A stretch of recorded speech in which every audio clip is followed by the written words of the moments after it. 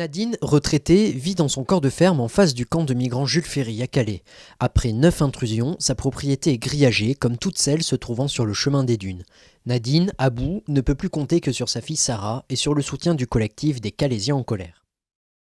Dans la nuit du 30 au 31 mai, où il y a eu une émeute entre 400 migrants, juste là dans la zone de New Jungle, ma maman a été caillassée.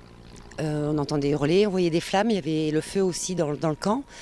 Donc ma maman a fait le 17, il était à peu près dans les 3 heures du matin.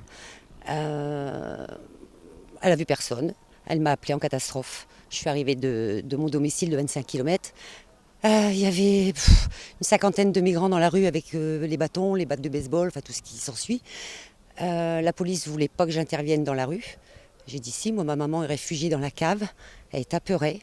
Je suis rentrée donc ici assez vite et en tournant avec mon frère Aman de voiture pour les écarter pour que je puisse rentrer. Heureusement que le portail, on l'a fait motoriser d'ailleurs. Ça m'a évité de descendre avec la clé.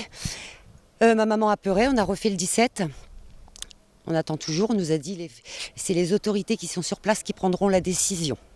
Ma maman, elle est en prison. Comme vous avez pu le constater, avec les barbelés, portail, clôture, caméra.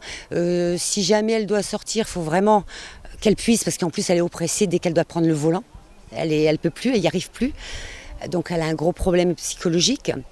Elle doit penser à mettre les caméras en route, parce qu'il y a des caméras qui tournent constamment, mais d'autres qu'elle met quand elle doit partir. Bon, c'est une qualité de vie qu'elle n'a plus du tout, quoi. Elle n'a plus du tout cette qualité de vie, et elle vit avec la peur au ventre constamment. Parce que la nuit, n'importe qui peut rentrer.